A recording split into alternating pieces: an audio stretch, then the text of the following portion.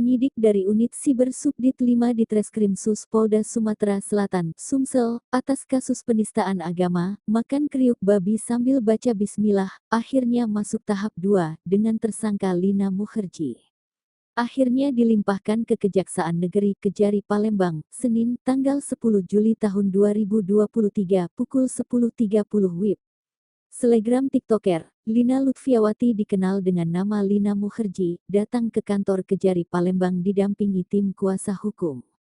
Dengan rambut dikuncir kuda dan baju warna hitam, langsung masuk lari kecil ke ruang pemeriksaan tahap 2 Kejari Palembang dengan menggunakan mobil Tarios warna hitam. Dari balik kaca jendela ruang pemeriksaan tahap 2, Lina sempat melambaikan tangan kepada awak media.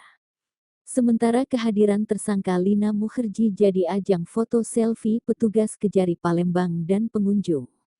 Di dalam ruangan sambil menunggu Lina Mukherjee mendapat nasihat dan tersangka Lina Mukherjee pun sempat meneteskan air mata. Penahanan Lina Mukherjee dilakukan penahanan oleh pihak penuntut umum JPU Kejari Palembang mulai hari ini tanggal 10 Juli hingga tanggal 29 Juli tahun 2023. Akan dilimpahkan ke Pengadilan Negeri PN Palembang.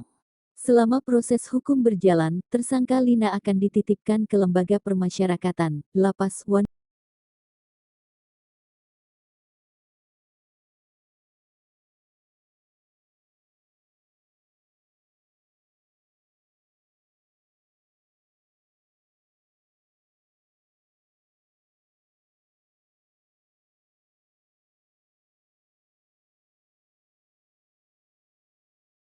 Jadi kita menghormati keputusan pihak kejaksaan, dan kami dari kuasa hukum akan terus mendampingi, jelas Esra. Sebelum tiba di Kejari Palembang, dituturkan Esra, kliennya